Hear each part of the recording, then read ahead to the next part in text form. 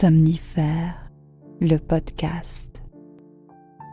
La résilience, c'est l'art de naviguer dans les torrents, écrit Boris Cyrulnik. Bonsoir à toutes et à tous, nous sommes le jeudi 26 mai et Somnifère vous raconte ce soir l'histoire de Madeleine, une jeune femme malheureuse de passer ses journées dans une petite boutique de la ville de Nantes et qui rêve d'une autre vie. Elle se confie à sa belle-mère qui lui conseille d'aborder le quotidien avec plus de résilience. Mais qu'est-ce que le bonheur et Madeleine finira-t-elle par le trouver ? C'est une nouvelle de Joséphine Colombe intitulée « Où la chèvre est attachée, il faut qu'elle broute ». Un bonne nuit tout spécial ce soir à Béatrice de Paris, Anaïs de Gênes-sur-Sèche, Thomas de Toulouse, Aïssata d'Asnières-sur-Seine, Françoise de Bruges et Sacha de Maison-Alfort, et merci d'avoir partagé Somnifère sur vos réseaux sociaux. Plus d'infos en description de cet épisode. Je vous souhaite une excellente nuit et maintenant place à notre séance de relaxation. La séance de relaxation. Je vous laisse vous mettre à l'aise, fermer les yeux et vous autoriser à laisser tout le quotidien de côté.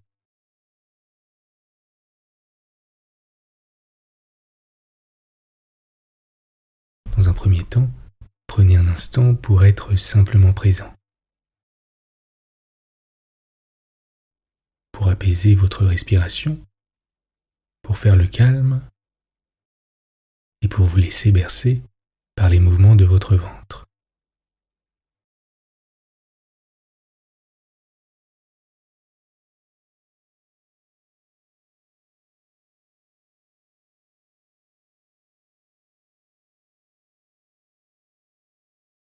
Laissez votre poitrine se soulever à l'inspire et se baisser à l'expire.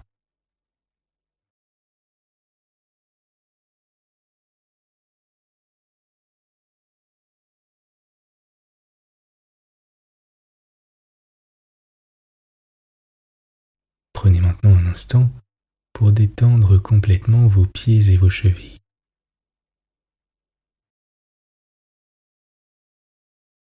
Et portez à présent votre attention sur les orteils de votre pied droit.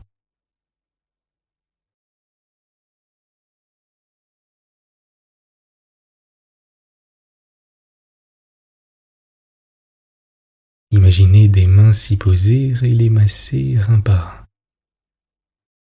D'abord le gros orteil,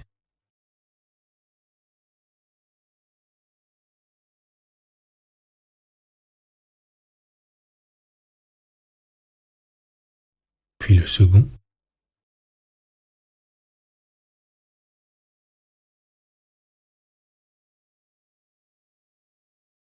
puis le troisième,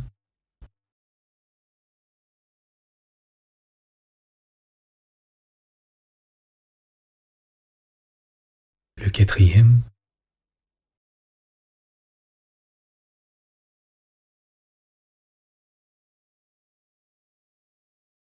et enfin le petit orteil.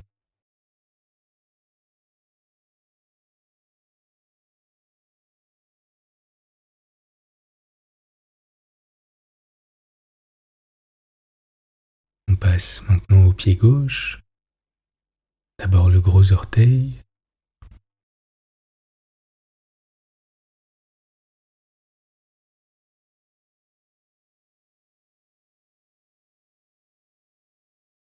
puis le second,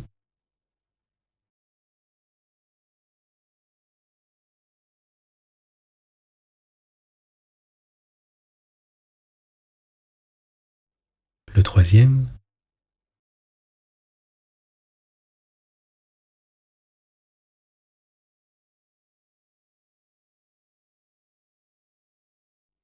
le quatrième,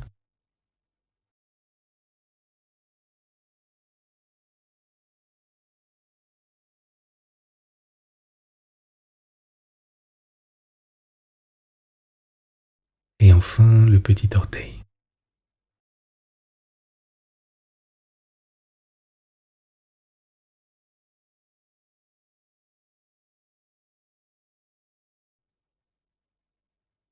Ses mains commencent à présent à vous masser la plante des pieds.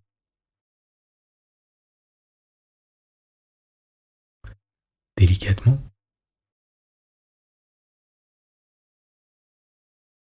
avec douceur.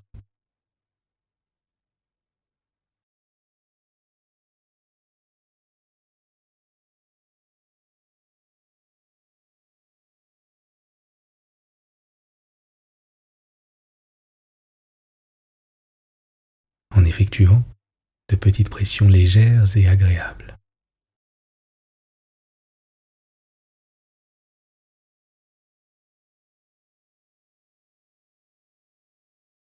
De haut en bas,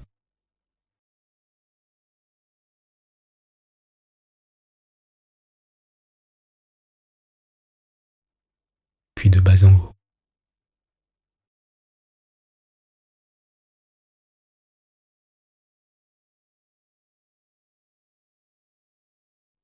En effectuant de petits cercles. Vous pouvez, si vous le souhaitez, laisser les mains remonter lentement vers vos chevilles.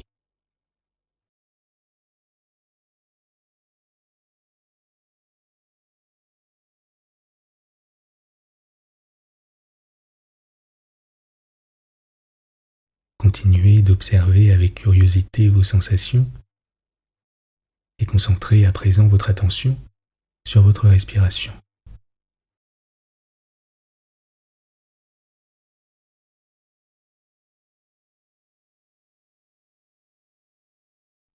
Sur la température de l'air, plus frais à l'inspire et plus chaud à l'expire.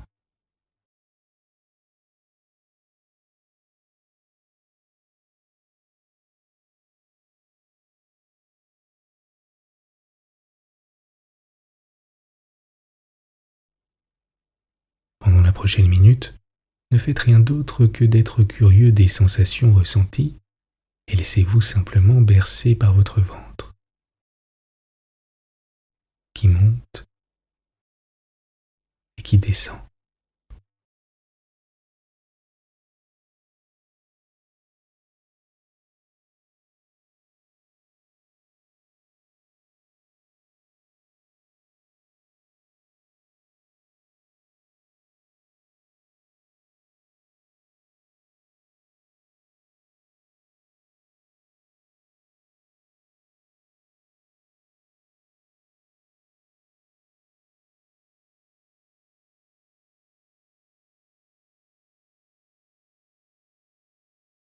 Vous êtes calme et détendu. L'histoire du soir. Joséphine Colombe, où la chèvre est attachée, il faut qu'elle broute. Je vous le répète, ma bru, cela ne vous sert à rien de vous lamenter, de vous désoler, de vous rendre malade de chagrin. Le pays, voilà un joli mot. Est-ce que le pays d'une femme n'est pas l'endroit où elle a sa famille et ses intérêts? Quand vous avez épousé mon fils Similien, vous savez bien qu'il demeurait à Nantes, dans la rue de la Poissonnerie, et vous aviez même visité la boutique et le logement. Vous aviez pu voir que cela ne ressemble pas à la campagne.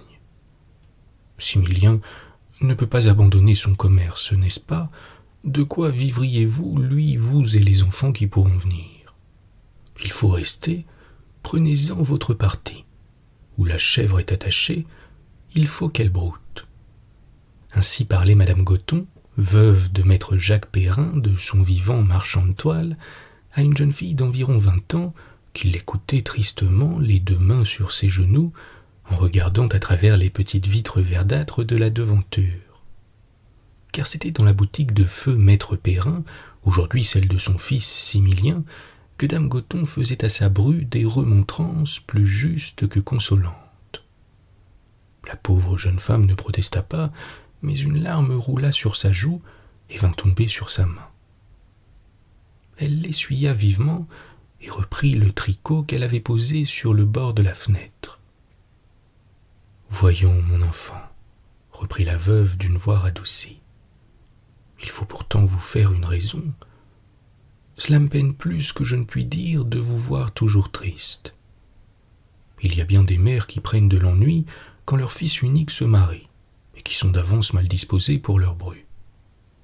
Moi, je puis dire que ça n'a jamais été mon sentiment, et que quand Similien est venu me dire « Mère, je voudrais épouser Madeleine, la fille du fermier Vrignot », je me suis mise à vous aimer tout de suite, avant de vous connaître, parce que Similien vous aimait. Il faut me pardonner si je vous ai parlé un peu rudement tout à l'heure. C'est pour votre bien, voyez-vous. Si vous vouliez ne pas penser toujours à votre ferme, à vos prairies, à vos arbres, à vos bêtes, et ma foi même à vos parents, puisque vous ne pouvez pas les avoir près de vous, il vous resterait un peu de place dans l'esprit pour songer au bien que vous avez sous la main. Est-ce que Similien n'est pas un bon mari et un honnête homme? Quand nous allons avec lui le dimanche nous promener à la ville en bois, je refuse de prendre son bras, d'abord pour vous le laisser, et puis aussi pour avoir le plaisir de marcher à 2 pas derrière, afin de mieux vous voir et d'entendre les passants dire en vous montrant « Le joli couple ». Et ils ont raison, ma fille. Similien est aussi beau garçon que vous êtes jolie femme, et gai, et doux, et serviable, et rangé. On irait loin avant de trouver son pareil. Et le cher petit que nous attendons.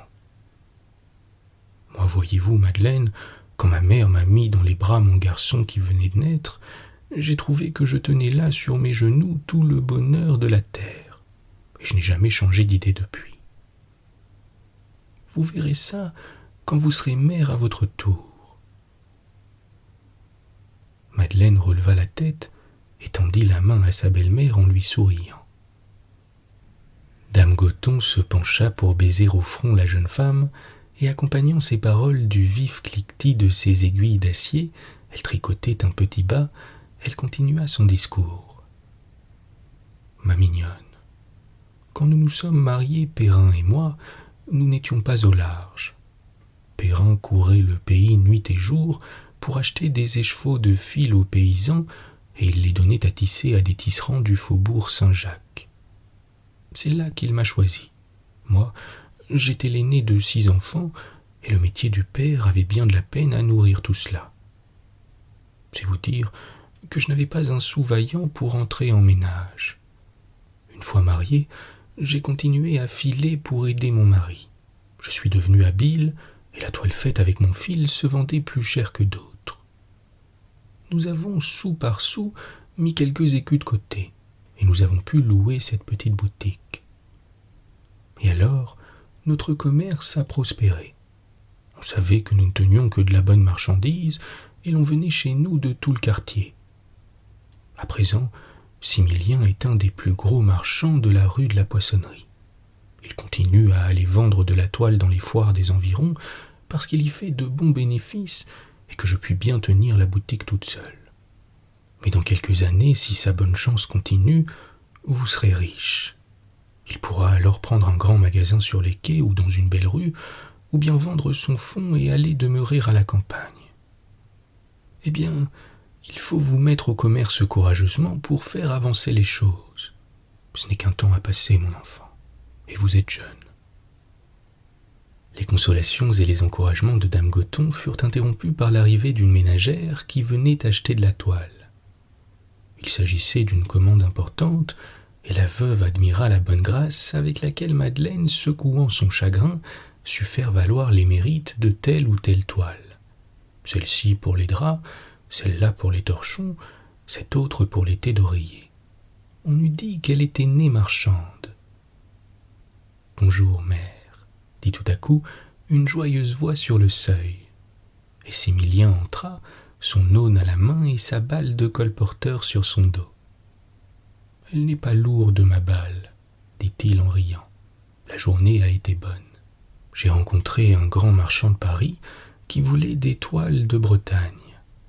Il m'a pris tout ce que j'avais, et il doit venir demain voir ce qui me reste dans la boutique. Il est très arrangeant, je vais probablement me charger de faire la commission pour lui et de le fournir en toile. Seulement, J'avais promis d'aller demain avec le messager recueillir les toiles qui sont à blanchir sur les prés. Il faudra que tu y ailles à ma place, mère. Vas-y aussi, ma petite Madeleine. L'air de la campagne te fera du bien. » Madeleine accepta avec joie, et toute la soirée, elle ne pensa qu'au plaisir de revoir des prés et des bois, de respirer l'air pur des champs et de fouler l'herbe verte au lieu des pavés poudreux. La comparaison lui faisait paraître encore plus triste la sombre rue de la Poissonnerie et la petite boutique où elle passait ses journées. Fille d'un fermier, élevée au grand air, dans la liberté des champs, elle avait échangé son activité de toutes les heures, les travaux variés de la campagne, le soin des bêtes familières, les vastes horizons et les saines fatigues, pour une vie renfermée et sédentaire, sans lumière, sans mouvement et sans soleil. La rue de la Poissonnerie, à cette époque, était encore étroite et sombre. Les vieilles maisons bâties en pisé, avec leurs étages surplombants, tenaient leurs boutiques dans un demi-jour qui devenait des ténèbres dès que le soleil baissait. Et comme la chaussée avait été exhaussée à plusieurs reprises, on avait dû ménager devant les maisons un étroit passage où l'on descendait par des escaliers de bois placés devant les principales boutiques. Les marchands de la rue étaient donc à peu près enterrés. Madeleine avait trop présumé de ses forces quand elle avait consenti à venir vivre là. Elle manquait de courage peut-être aussi, ou du moins son courage s'était usé, depuis 6 mois qu'elle habitait la rue de la Poissonnerie. Elle aimait toujours sa belle-mère et son mari, mais elle se sentait mourir de tristesse. « Où la chèvre est attachée, il faut qu'elle broute, » se disait-elle. « Je suis attachée ici, moi, mais je crains bien de ne pas y brouter longtemps. » Toutefois, le lendemain, elle était légère comme un oiseau quand elle monta dans la carriole du messager pour aller chercher les toiles au-delà du faubourg Saint-Jacques. Il y avait là des vastes prairies le long de l'eau où les tisserands étendaient les toiles neuves pour que la rosée des nuits se chargeât de les blanchir. Madeleine se sentait renaître. Elle prit autant de plaisir que de fatigue à rouler ces longues bandes de toile qui faisaient de la prairie un immense tapis rayé de vert et de blanc. Elle respira à plein poumon l'air pur des champs, et enfin, se sentant lasse, elle s'assit à l'ombre d'une haie pour se reposer, pendant que sa belle-mère allait faire charger les toiles sur la charrette. Le soleil couchant commençait à dorer les nuages dans le ciel. « Comme c'est beau !» se dit Madeleine. « On voit si peu de soleil dans la rue de la Poissonnerie. » Puis rabaissant ses yeux vers la terre, elle s'aperçut qu'elle n'était pas seule. Une chèvre blanche, attachée à un piquet, s'était avancée aussi près d'elle que le lui permettait la longueur de sa corde. Elle broutait à petits coups saccadés l'herbe de la prairie. « Pauvre bête, » se dit Madeleine, « elle est attachée comme moi. » Et elle cueillit quelques feuilles à un arbre pour les lui offrir. Mais la chèvre, délicate comme sont ses pareilles, flaira les feuilles et la main qui les lui offrait et se détourna par un mouvement mutin pour retourner à son herbe. Madeleine jeta les feuilles loin d'elle et continua à regarder la chèvre. Celle-ci ne paraissait pas malheureuse, quoique attachée. Elle tondait l'herbe brin à brin en ayant l'air de choisir telle ou telle plante. Elle prenait un peu de l'une, un peu de l'autre, quittant la sauge pour le serpolet, passant au thym, revenant à la sauge, puis tout à coup cabriolant au gré de sa fantaisie pour venir ensuite se coucher au pied de son piquet et se reposer en regardant autour d'elle d'un air rêveur. Où la chèvre est attachée, il faut qu'elle broute, se répétait Madeleine. Mais c'est qu'elle a l'air de trouver bon ce qu'elle broute. Si bon qu'elle a refusé mes feuilles, de belles feuilles de frêne que j'avais cueillies avec tant de soin en ne touchant qu'à la branche. Elle est gaie, elle saute, elle paraît contente. Elle a arrangé sa vie autour de son piquet, et pour s'y trouver bien, elle ne pense pas au reste. Peut-être que je finirai par faire comme elle avec le temps. Mais je crois bien que pour une personne, c'est plus difficile que pour une chèvre. Madeleine, Il faut nous en aller, mon enfant. Venez vite, le cheval est attelé. » Madeleine tressaillit à la voix de sa belle-mère et courut la rejoindre, non sans avoir jeté un dernier regard à la chèvre. Madame Goton disait adieu à la fermière et embrassait l'enfant, belle petite fille aux joues rouges comme des pommes d'api. « Ne sois pas triste de quitter ta campagne, Madeleine. Quand on n'a pas ce que l'on aime, il faut aimer ce que l'on a. » Madeleine resta silencieuse pendant toute la route. Elle méditait les 2 proverbes. Quand elle mit pied à terre au bas de l'escalier qui descendait à sa boutique, elle avait pris 2 bonnes résolutions, d'imiter la chèvre et d'aimer ce qu'elle avait. Se contenter de son lot en ce monde, cela ne suffit pas. Il faut l'aimer. C'est le secret du bonheur. La jeune femme commençait à le comprendre. À partir de ce jour, elle ne pleura plus. Elle s'efforça de prendre intérêt à tout ce qui l'entourait. Ce lui fut d'abord difficile, et bien souvent la vue d'une coiffe de son village, d'un troupeau de bœufs qui passait dans la rue, d'un bouquet de genêts rapportés de la campagne par quelque enfant du quartier, lui firent monter les larmes aux yeux. Mais elle se détournait bien vite de l'objet qui éveillait ses regrets et fredonnait quelques refrains pour se distraire. Elle s'occupa du commerce, à la grande joie de sa belle-mère. Elle devint de plus en plus prévenante pour elle et pour Similien. Et pendant qu'elle était en train de sortir de son chagrin et de prendre intérêt à autrui, elle ne trouva pas bien difficile de faire un pas de plus et de s'intéresser aussi aux voisins et aux étrangers. Il y avait tant de gens dans la rue, tant de pauvres, tant de petits enfants qui avaient si grand besoin d'un peu d'aide, d'une aumône, d'un conseil, d'une bonne parole, d'une caresse. Madeleine s'aperçut bientôt que là où elle était attachée, il ne manquait pas d'herbe à brouter. Quand son enfant fut venu au monde, elle fit un dernier adieu à tous ses regrets. Pourtant, elle n'avait pas oublié son village natal et ses premières affections, et le cœur lui battit bien fort lorsqu'un soir, 10 ans après leur mariage, Similien, qui venait d'achever de longues additions sur son livre de contes, lui dit : « Ma chère Madeleine, grâce à ton activité et à ta politesse envers les acheteurs, nous voilà suffisamment à l'aise. Veux-tu que j'achète de la terre auprès de la ferme de ton père et que j'y fasse bâtir une petite maison ? Tu aimais tant la campagne, je suis sûre que tu serais heureuse d'y retourner. » « Absolument, » interrompit dame Goton. « Madeleine fera mon éducation de campagnarde. Elle m'apprendra à soigner les poules, les moutons et tout le reste. Nous lui devons bien cela, après l'avoir fait vivre 10 ans dans la rue de la Poissonnerie. » Madeleine regarda sa belle-mère. « Elle dit cela pour me faire plaisir, pensa-t-elle.